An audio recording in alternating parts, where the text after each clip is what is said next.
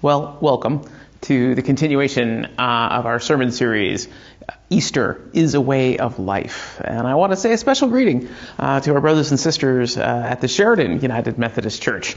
How wonderful that we get to share in this time together in this unique way as we go through what is no doubt a very unique time and a unique set of experiences. I'm glad to get to do this collaboration with my good friend Jim, and I hope you all are enjoying doing this together as much as I am and as much as I know that my people are. So today we pick up the story pretty much exactly where last week ended. So last week we had this rather famous story about the walk to Emmaus, right? Where these amazingly, I think very lucky folks got to have this pretty incredible encounter with the risen Christ. And it's actually the first appearance of the risen Christ in Luke's gospel. Luke does not include the women, Christ appearing to the women. This is where he shows up first.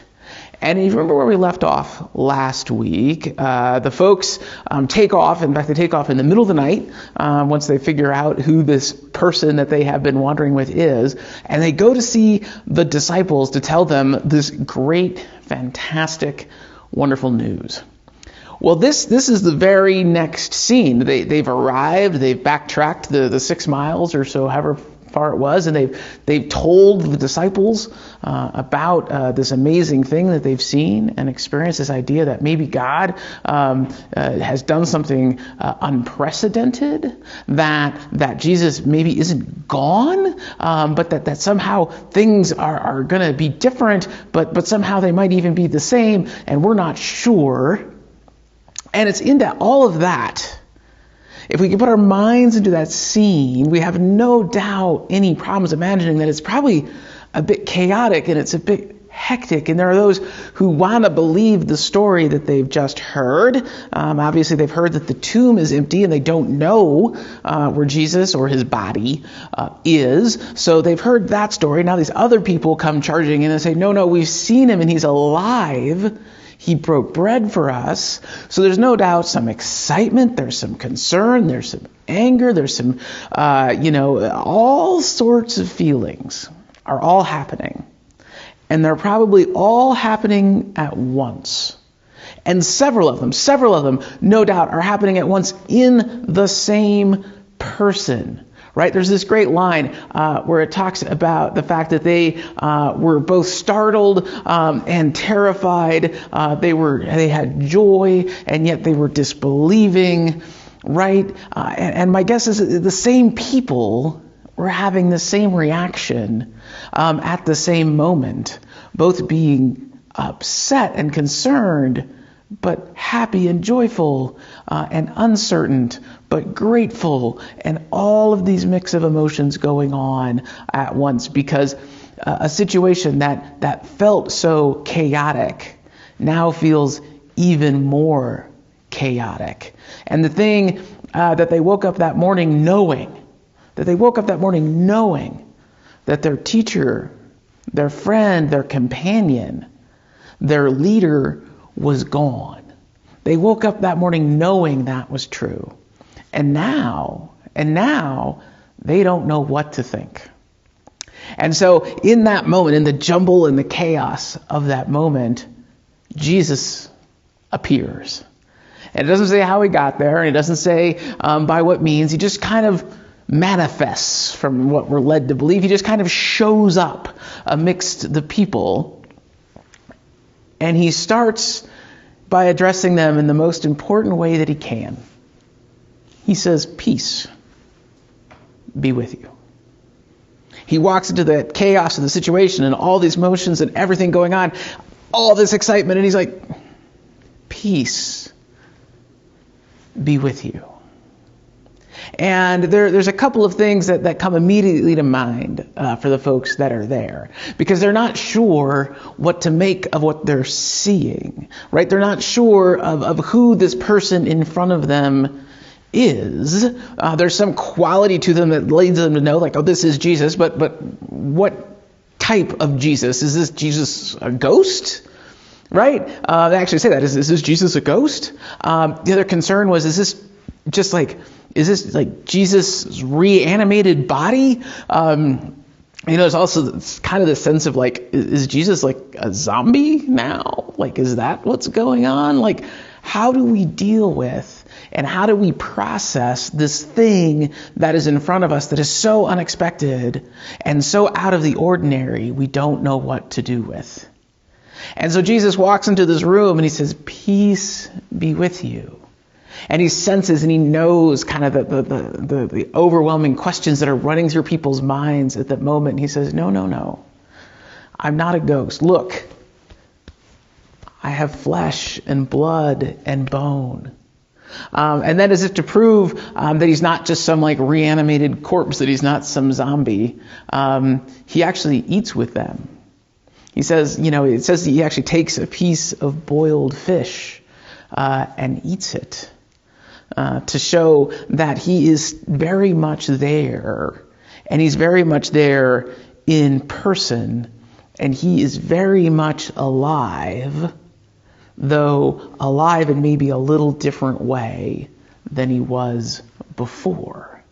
He doesn't chastise anybody. He doesn't get upset with folks for having this uncertainty. He doesn't get upset with folks for being afraid. He doesn't get upset with folks for having both joy and doubt in their minds going through at the same time. Jesus seems to know that this is what human beings do. Right? So he doesn't get mad at them, and he doesn't tell them that their feelings are wrong. He doesn't tell them that means they're bad people or that they don't have enough faith or anything like that. Anything like it. Instead, he walks into the room and he says, peace be with you. And then calmly, as if he's the calm center of the storm that is raging in that space, calmly he goes about saying, look at my flesh and blood. Give me something to eat. I am here with you. This is real. I am alive. And things are going to be different now, sure, but I am with you. I think this is an amazing moment that the disciples have as they are living through really what for them must have been an unprecedented and almost unimaginable crisis, right? I mean, they had gotten used, no doubt, to the way things were. They had been wandering, most of them, with Jesus for years at this place, and they kind of knew what to expect. They had been with him. They'd been with him in Jerusalem before. And yet, obviously, this trip to Jerusalem was different. And so many of them were probably left wondering, what are they going to do? What do we go from here? Right? How do we continue? Do we go back to our lives before? Do we move forward? The world has just changed. It's changed dramatically. And now we have to adapt. There's all these challenges to that. What do we do? Does this sound familiar at all? Familiar to you? It definitely feels familiar to me for what it is that we're basically all living through, right? The normal that was isn't there anymore, and it seemed to disappear in the blink of an eye. We're in this period of kind of transition. We're in a period that feels sort of chaotic, where the rules are changing every day. And we know and we hope anyway that out there in the future, there's a new normal.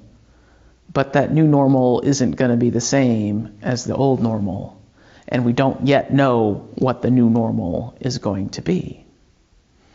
The disciples are living through that same experience condensed down into a couple of days. The things that we are going to experience over the weeks and the months to come, they are experiencing that condensed down in just a few days, trying to figure out, where do we go from here?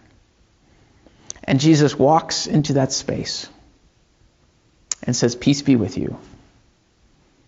Answers some very basic questions, kind of gets everybody calmed down and recentered a little bit. And then goes on to give them some important instructions. First instruction is stay put. Stay where you are. Stay together. Stay here. And stay here because God's promised helper is coming. Now, we, of course, on this side of Easter, know that promised helper is the Holy Spirit. And we know in Acts chapter 2 that Holy Spirit is going to show up, and it is going to re-enliven and reinvigorate the movement in a way that the disciples in that moment can't imagine. But also in that moment, the disciples can't imagine it, right? So Jesus is like, just wait. Just sit. Just be in this space together and wait. Help will come. God is sending help to you. Trust in that and be together. Support one another and love one another until that comes. Does that sound familiar at all? Sounds a little familiar to me too. Truth is that as people, we've been going through these sorts of situations all the time.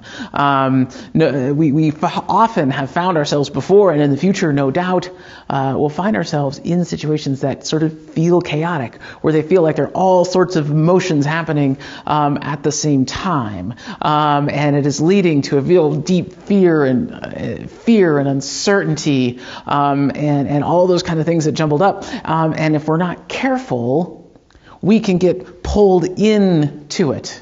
It's like a vortex spinning, and if we're not careful, we can get pulled into it, and we can become anxious, and we can become fearful, and we can just add to the chaos that is happening around us.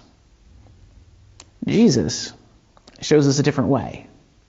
Shows us a way of acknowledging that space and entering that space, but acknowledging and entering that space, that chaotic time, with a different attitude, one of peace.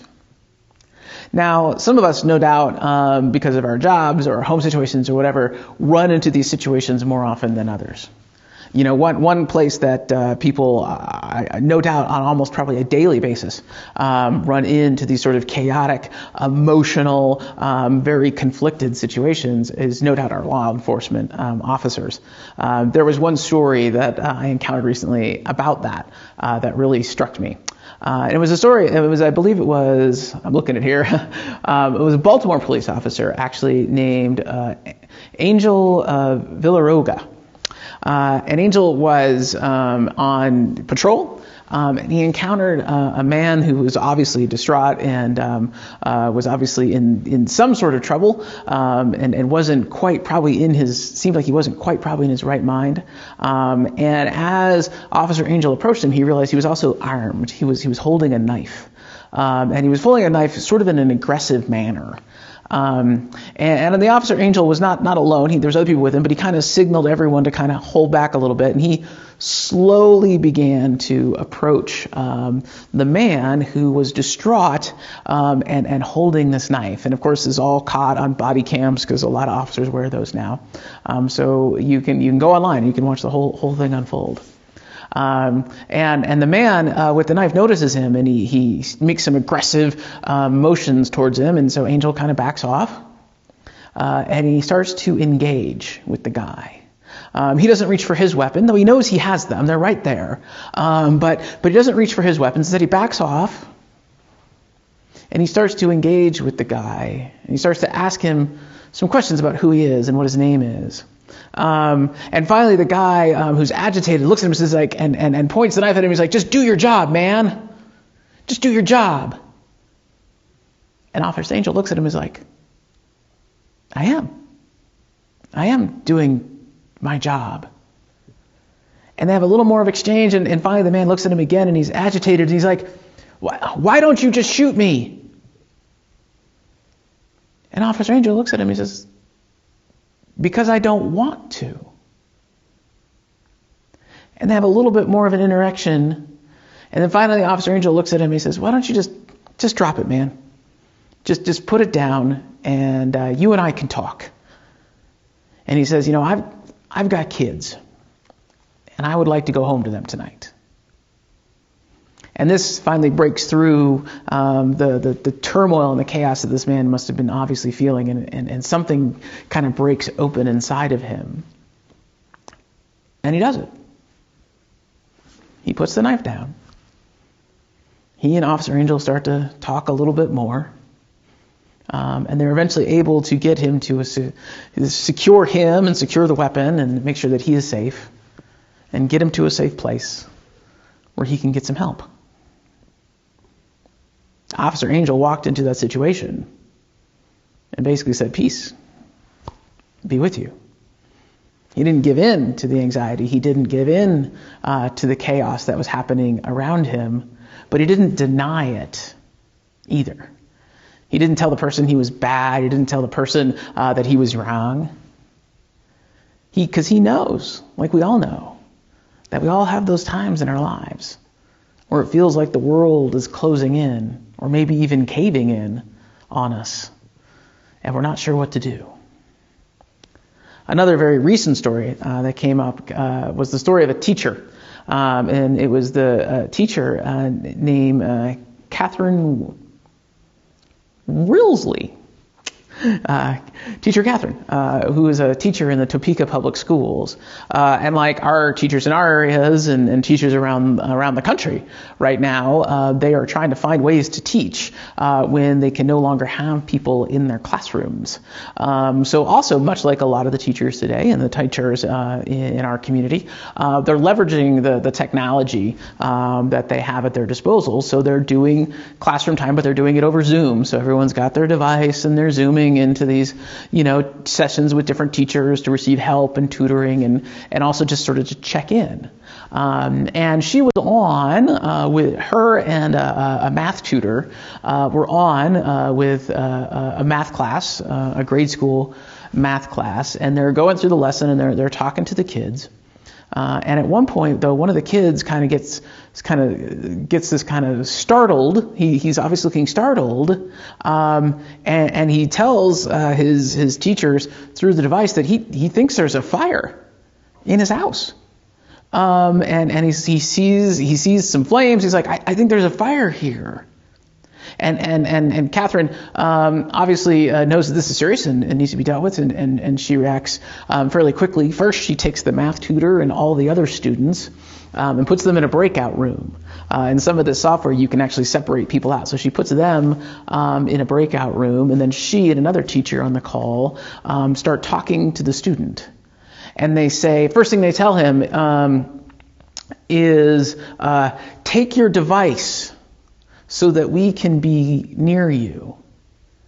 So he does. He stands up and he takes his device, and the teachers start asking him questions about what's going on. And they have taught the student for a couple of years, and they know him in person and they know him in real life. So they know him and they know his mannerisms and they know how he acts and they know his expressions. And they can tell just by the tone of the voice and the expressions on his face that he is agitated, that he is concerned, that he is anxious, that he's upset.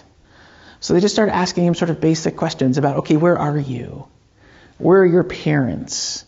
What do you see around you? What's going on? Can you get to somewhere safe? And they talk to him through his device, out of the space he's in, into a safer space.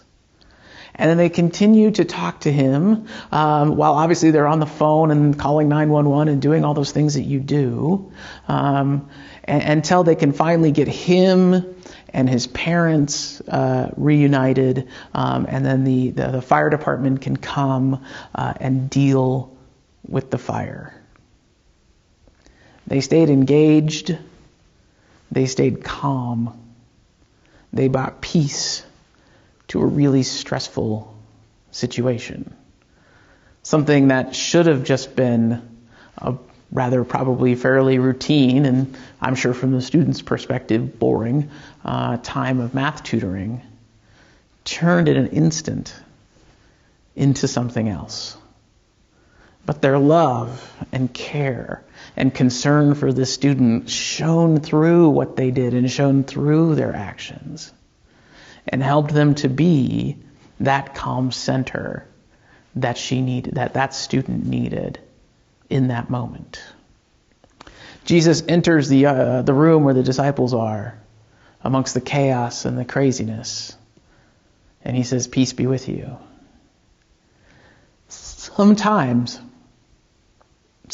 we are called to be that calm center for one another.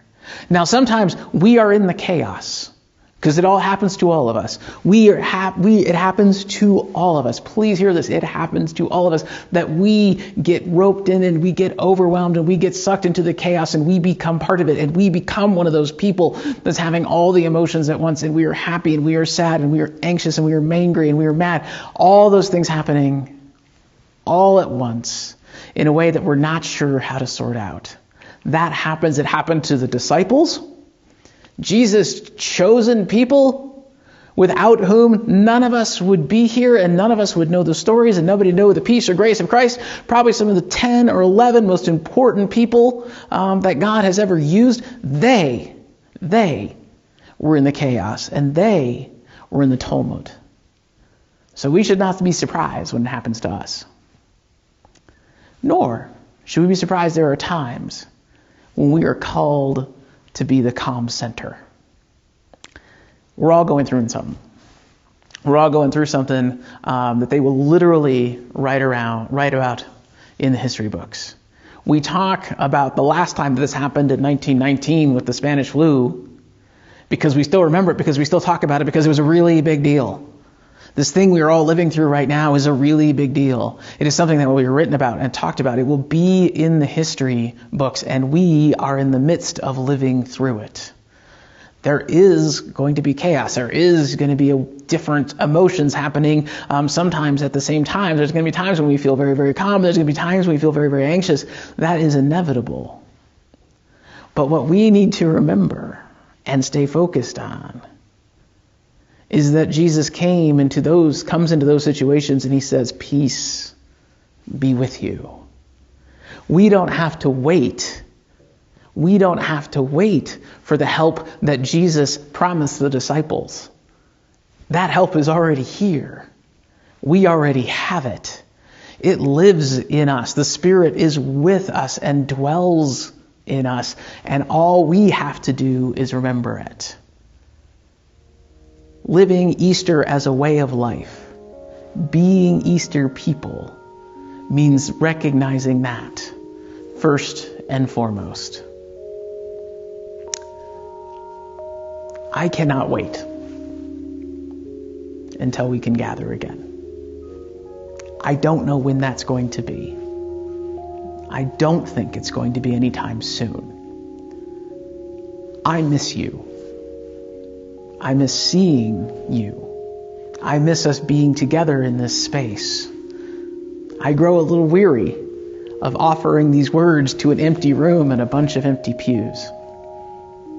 But I know we are doing the right thing. And I know we are doing it for one another. So let me just say, and I know that you likely feel the same way that I do. So let me tell you this in this moment. All of my friends, peace be with you. Amen.